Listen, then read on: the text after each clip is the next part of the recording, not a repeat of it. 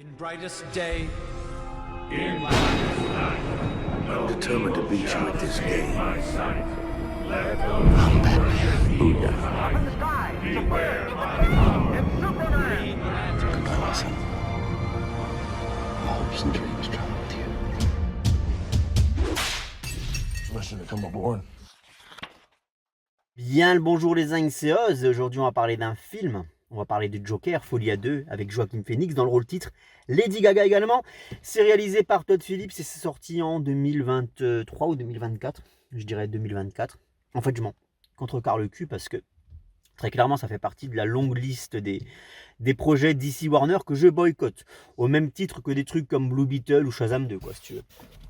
Et pour lesquels je ne dépenserai aucun centime. Et d'ailleurs, il y en a même pour lesquels je ne dépenserai pas même une minute de mon temps. Voilà. Bon, Joker 2, c'est différent parce que c'est quand même la suite d'un film que dans l'ensemble, j'avais plutôt apprécié. Le premier qui est sorti en... Quelle année d'ailleurs celui-là? J'en ai plus aucune idée. Mais j'étais allé le voir au ciné et dans l'ensemble, je l'avais plutôt apprécié. J'étais ressorti de la salle satisfait, j'avais même acheté un Blu-ray et puis la bande son, c'est vous dire, même si je ne l'ai jamais considéré comme étant un film DC, qu'on se le dise, j'ai jamais considéré ce Joker comme étant le Joker canon de chez DC, quoi. Plutôt comme une espèce de Elseworld, que donnerait un psychopathe comme le Joker dans notre monde réel, en fait. C'est ça, en fait, le film de Todd Phillips, quoi. C'est un peu à la Kurt Busiek sur Superman avec Identité secrète. Superman sur notre planète, dans notre réalité, qu'est-ce que ça donnerait? Oh bah ça donnerait un truc dont je me contrecarre le cul, hein. Rien à foutre quoi. Tu vois, moi si tu extrais Joker du Badverse, je vois pas l'intérêt. Si tu extrais Superman du Superverse, je vois pas l'intérêt non plus. Enfin bref. Mais pourquoi pas? Dans l'ensemble, c'était un bon film. Voilà. C'est pour ça que j'ai donné une chance à sa suite. Alors moi personnellement, vous savez, je sais me contenter d'un film quand il est bon. Je faisais pas partie de ceux qui réclamaient la suite. Le premier m'avait satisfait, mais je voyais pas déjà ce qu'on pouvait raconter de plus. Voilà, c'est une histoire qui se tenait.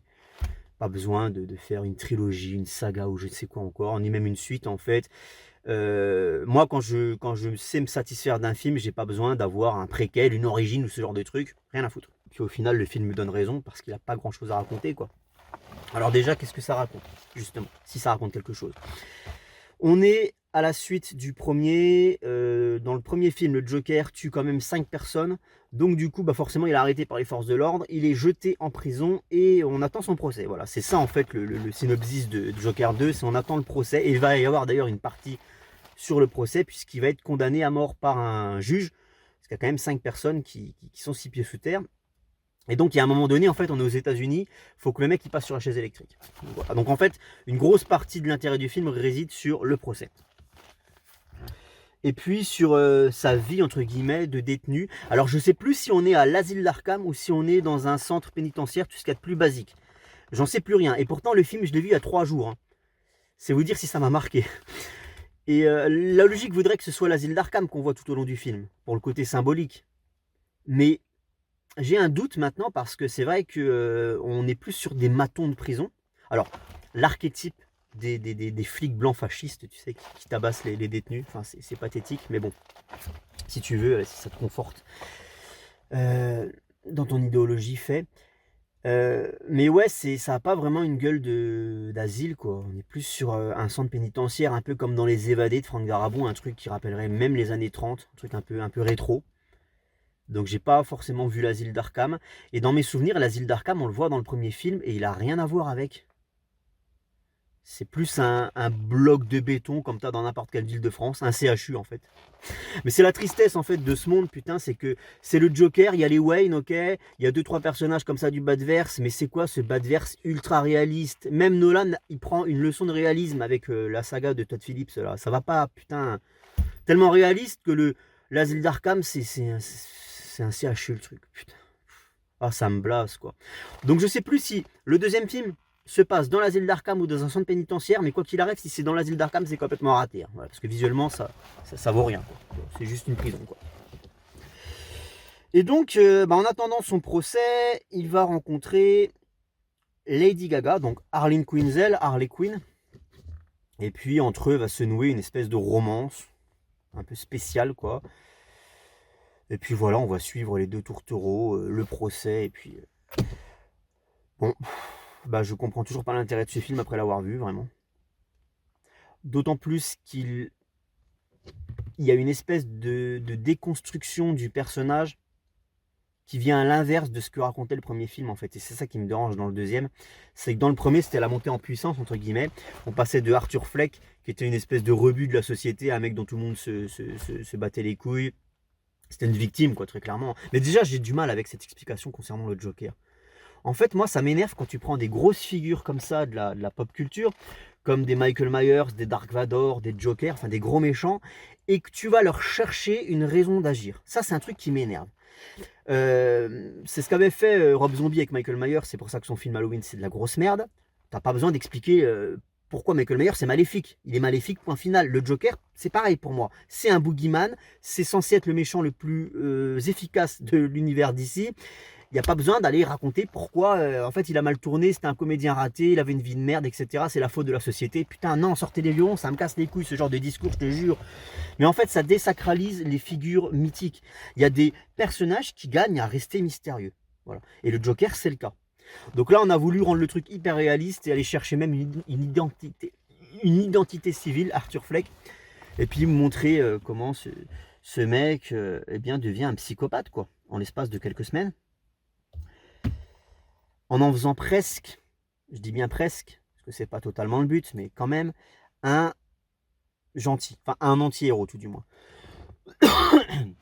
D'ailleurs, c'est ce qui m'avait dérangé dans le premier film, ça. Mais bon. Et au moins, le premier film était logique. Parce qu'on t'amenait Arthur Fleck et on voyait une évolution. Ok. Et hop, il devenait à la fin du film le Joker. Il soulevait même à lui seul carrément des mouvements sociaux. Tu sais, dans les rues, il y a plein de ses partisans qui sortaient pour aller faire des dingueries. Donc ça devenait vraiment une figure emblématique, quoi. Donc il y avait une vraie construction, une vraie évolution du personnage. Puis à la fin, il finissait en tôle. Et dans le deuxième film, c'est l'inverse. En fait, donc tu vois, le premier film il monte comme ça, et le deuxième film, je dirais qu'il descend. Ça fait un beau chapiteau, un beau cirque. Tiens, d'ailleurs, on est toujours raccord avec le sujet pour le coup. Je vais spoiler, je suis désolé, mais parce qu'en fait, là, il y a vraiment une scène dont je suis obligé de vous parler pour apporter de l'eau à mon moulin. On est à la toute fin du film, au tribunal, et il y a un moment donné où Arthur Fleck, qui pour le coup est déguisé en Joker à ce moment-là, dans mes souvenirs, oui, il est déguisé en Joker, et en fait, il reprend conscience subitement, et il avoue devant tout le monde, devant un parterre de journalistes, enfin tous les gens qui peut y avoir à un procès, quoi, le juge, les avocats, etc. Il avoue que de toute manière, le Joker n'est qu'une image. C'est son excuse un petit peu à lui pour faire de la merde, mais il est pleinement conscient en fait de tout ça. Donc ça désamorce le fait que ça aurait pu être un schizophrène, parce qu'on joue beaucoup sur ça au début du film, comme quoi bon bah c'est un schizophrène, tantôt c'est Arthur Fleck, tantôt c'est le Joker qui reprend le dessus sur cette personnalité. Et là Arthur Fleck dément tout ça. Très clairement il dit non mais je suis pleinement conscient de mon rôle de Joker, et en fait tout ça c'est du bidon, quoi. Normalement, un schizophrène, il n'est pas censé savoir qu'il a deux personnalités, alors que lui, il le sait pertinemment. Donc du coup, c'est pas un schizophrène, c'est juste un mec qui t'avoue, les yeux dans les yeux, que le fait d'endosser ce rôle du Joker, ça lui permet, entre guillemets, de s'évader de sa vie morne et morose et triste. Et là, j'ai beaucoup de mal avec cette explication. J'ai beaucoup de mal avec ça. On détruit vraiment tout ce qu'on avait fait dans le premier film, et on le fait redevenir une merde. À la fin du film, c'est une merde, encore plus, je crois, qu'au début du premier. Ce qui explique pourquoi il y a un passage de flambeau aussi, je reviendrai là-dessus un petit peu plus tard. Juste avant, j'aimerais parler du personnage de Lady Gaga, qui est assez convaincante. Vraiment, si on prend le rôle d'Harley Quinn, allez, j'aurais peut-être aimé la voir juste à un moment donné habillée en Harley Quinn, c'est complètement. Mais après, je sais que c'est pas le délire de réalisateur. D'ailleurs, putain, un truc, un détail, tu vois, la couleur bordeaux du costume du Joker, non quoi, non, bordel. Mettez-le au moins en violet. Je sais que vous voulez pas rentrer dans le délire de c'est le bas de verre, c'est quoi, vous voulez vous éloigner de ça, mais mettez-lui au moins un costume violet, pas un costume bordeaux. Bon, Lady Gaga, j'aurais aimé la voir au moins une fois. En plus, là, on peut tout se permettre dans ce film parce qu'on est davantage dans les pensées des personnages que dans le réel. En fait, il y a une alternance entre ce qui est réel dans le film et puis ce qui se passe dans leur tête. Donc du coup, bah, on aurait pu montrer le Joker habillé comme le vrai Joker et Harley Quinn Harley Quinzel habillée comme Harley Quinn, on le fait pas. On va pas assez dans cette folie, c'est dommage parce que le film s'appelle quand même comme ça. Lady Gaga, elle est assez convaincante en soi en Harley Quinzel, même si elle joue pas vraiment le rôle du psychiatre comme moi j'aurais aimé la voir. Elle est tout de suite un peu tarée en fait d'entrée de jeu, quoi. Il n'y a pas une descente aux enfers, tu sais, comme dans Mad Love ou comme dans d'autres œuvres qui nous dépeignent la relation entre le Joker et Harley. On n'a pas ça.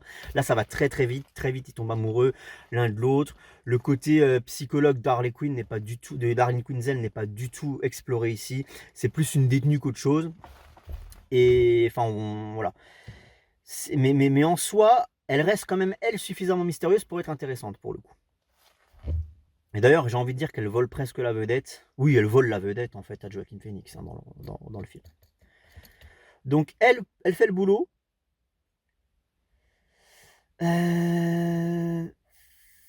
Après, il y a un truc qui me dérange dans ce film, c'est le côté comédie musicale du pauvre. J'ai rien contre les comédies musicales, je tiens à le préciser. Moulin Rouge est un de mes top 10, peut-être même top 5 ever, c'est vous dire. J'adore l'étrange Noël de Monsieur Jack. Moi, c'est pas parce que ça chante que ça m'emmerde. Moi, au contraire, quand les chansons sont bien écrites, vraiment. Quand il y a un refrain qui est entraînant, quand il y a une vraie orchestration derrière, une vraie chorégraphie qui va avec aussi, un habillage visuel, quelque chose. J'aime les comédies musicales quand c'est bien fait, bordel de merde. Mais là, il y a vraiment ce côté comédie musicale du pauvre, ou des séquences comme ça, où ça s'envole un petit peu, tu en as peut-être une ou deux, pas plus. D'ailleurs, qui sont pas si marquantes que ça, je les ai oubliées. Mais à un moment donné, tu as quand même, voilà, où on joue plein pot la carte de la comédie musicale sur une scène ou deux, mais ça va pas au-delà. Tout le reste, c'est Lady Gaga qui murmure. I wish I fall in this love. I wish love in the fall. Voilà. Bah, ça me fait chier, quoi. Ça me fait chier. En plus, Joaquin Phoenix a pas. Alors, je sais pas s'il a travaillé sa voix ou quoi, mais ça s'entend pas si c'est le cas. Non, parce que en fait, quand tu fais une comédie musicale, la moindre des choses, c'est quand même de prendre des cours de chant et de savoir chanter. Tu vois, c'est ce qu'avait fait Ewan McGregor pour Moulin Rouge. Le résultat est saisissant. Là, ou alors tu prends des doubleurs qui ont un timbre de voix particulier, quelque chose, tu vois. Là, non, en fait, sa voix, elle passe pas. Il y a un côté un peu grinçant, un peu strident. Vous allez me dire, c'est normal, c'est le Joker, connard. Ouais, mais moi, ça me dérange. En fait, dans une comédie musicale, d'avoir des mecs qui savent pas chanter, quoi. Lady Gaga, elle sait chanter. Hein. D'ailleurs, elle a été engagée pour ça, j'imagine. Puis pour son côté un peu farfelu aussi. Mais Joaquin Phoenix, non, je suis désolé, quoi. Sachant que c'est un des deux principaux, ben, ça fait chier, quoi. Si le mec sait pas chanter. Donc ouais, comédie musicale du pauvre. La réal est plutôt soignée. C'était le cas dans le premier film. La photo aussi. Il y a un côté très 50 nuances de gris en fait. Tout est gris, bordel de merde. C'est un film Joker. Il y a Harley Quinn dedans si tu veux. Mais j'ai jamais eu autant envie de m'ouvrir les veines sur un film. Ils sont tous dépressifs, c'est chiant, c'est gris. Putain, c'est d'une tristesse et d'une lourdeur absolue les petits gars. Normalement, quand tu regardes un film, c'est un bon film. Tu sais, tu bouffes des M&M, c'est un truc, tu vois, voilà. Là, j'avais juste envie de m'ouvrir une boîte de Phytos du rose. C'est un truc qui me requinque un petit peu, quoi. C'est l'univers carcéral, tout est gris, tout est noyé dans le béton, dans la poussière. Et puis, de temps en temps, tu as des flashs de lumière, des flashs de couleur avec le Joker, avec Harley Quinn, qui viennent égayer un petit peu tout ça. Mais non, mais dans l'ensemble, la photo est sympa et le film est bien. C'était d'ailleurs le point positif du premier film aussi. On retrouve ces fameuses séquences de chorégraphie un peu malsaine du Joker, là tu sais, quand il fait ses trucs avec sa clope là. Là qui plane comme ça là devant sa glace comme ça là. Et j'aime bien ces séquences parce que c'est malaisant je trouve. Ah, je fais le con si j'ai le voisin qui regarde. Tu sais, t'as le voisin qui est en train de passer la tondeuse, imagine. Il passe une tête par-dessus la haie, il me voit faire le con dans la bagnole. Non, mais j'aime bien ce genre de plan parce que ça rajoute vraiment au côté un peu malsain du Joker, quoi. Ouais, tu vois qu'il a un pet au casque, le mec. Et en plus de ça, il est vachement frêle. Il a encore perdu 300 kilos, le gars. Donc du coup, tu vois tous les os, tu vois le paleron, tu vois la main creuse, tu vois tout, en fait. Tout est dessiné. À un moment donné, tu as un plan de lui. Donc on est de dos, quoi. Et donc tu vois, là, il a les épaules à nu. Enfin, il est torse nu. Et tu vois tout. C'est affreux. C'est affreux. Mais j'aime bien parce que tu vois, ça renforce le côté un peu glaucose du perso, quoi. Et en fait, moi, je m'attendais à une première partie où on voit ça, on voit le Joker interagir avec ses collègues dans cet univers carcéral, et puis on voit également le procès. Et dans la deuxième partie, Harley Quinn, elle débarque au milieu du procès, elle fait tout péter, hop, ils se barrent tous les deux, ils se tirent, et là c'est parti en natural born killer dans la ville, en décapotable, des séquences de tuerie, tu vois le Joker faire des trucs de Joker avec Harley Quinn qui est à côté, tu vois, sur le siège passager. Je m'attendais à un truc comme ça, moi, façon tueur né d'Oliver Stone. Folie à deux. Et que dalle en fait, que dalle. Tout le film se passe dans la prison et au tribunal. C'est chiant. Les quelques séquences un peu déjantées qui vont venir pimenter un peu le film, donc des séquences de meurtre, il n'y en a pas beaucoup, hein. Mais voilà, des trucs un peu plus violents, un peu plus brutaux, c'est pour te réveiller quand tu es en train de t'endormir. Il y en a très peu, et en fait c'est très souvent, à part la toute dernière, très souvent des séquences qui sont imaginées par le Joker. Ça se passe dans sa tête. C'est le seul moyen de t'évader, en fait, c'est dans sa tête. Voilà, c'est tout. Tout le reste, t'es emprisonné. T'es emprisonné dans ce putain de film aussi. Ah vraiment, tu comptes les minutes, tu te dis mais quand est-ce que ça va se terminer? Alors évidemment, tu vas quand même jusqu'au bout parce que tu te dis va peut-être y avoir un twist, un truc qui fait que, voilà, une récompense, tu vois. Et au final, non. La fin est, mais ça se termine en queue de poisson, putain. Ça se termine en queue de poisson. Bah, on parachève la destruction de ce qu'on avait fait dans le premier film, c'est-à-dire on parachève la destruction du personnage du Joker. Il n'existe plus. Et en fait, alors là je vais spoiler, attention, il se fait tuer vulgairement dans les couloirs de la prison, ou de l'asile, on ne sait pas ce que c'est, par un autre détenu qu'on voit très peu dans mes souvenirs. Il est presque hors champ en fait. Enfin, il est dans le champ de la caméra, mais il n'est pas dans l'objectif, donc du coup il est trouble. Et tu comprends que le mec qui le poignarde reprend le rôle. Il reprend le rôle et d'ailleurs il s'entaille les... Ça tu le vois vite fait aussi. Il s'entaille les lèvres et donc tu comprends que ça va devenir un autre Joker. Et j'ai pas compris en fait. J'ai pas compris cette dernière scène. Est-ce qu'en fait on nous dit que le vrai Joker... Parce qu'on est quand même dans le bas de verse, même si ce bas de verse est ultra réaliste et chiant, on est quand même dans le bas de verse. On sait qu'il y a les Wayne quelque part.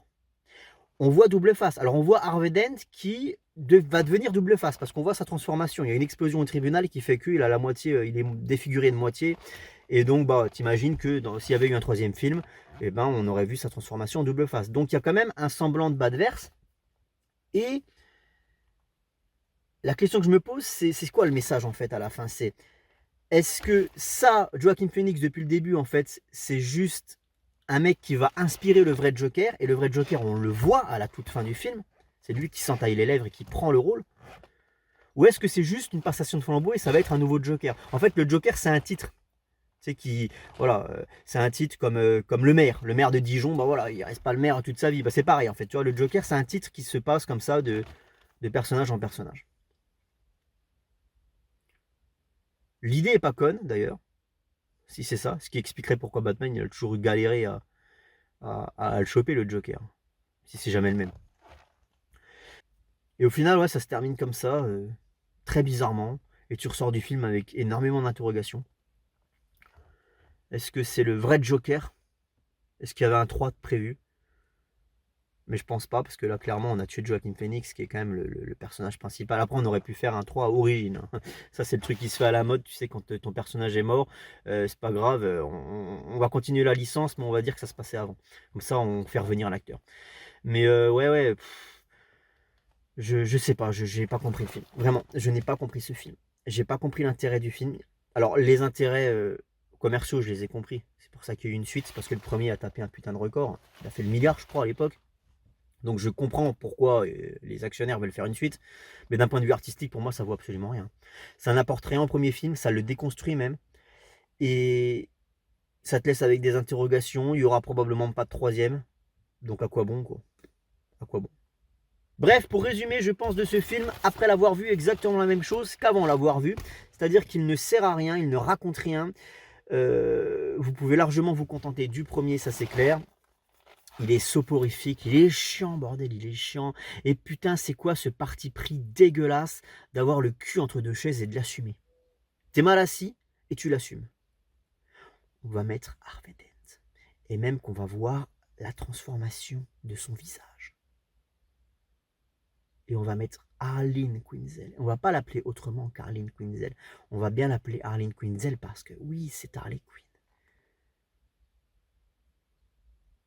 Dans Gotham City, avec des références à l'asile d'Arkham. Mais c'est pas le Batverse. Vous me faites chier quand vous avez des idées de merde comme ça, je vous le dis. Allez, ciao les zingues. Bref, Joker 2, inutile.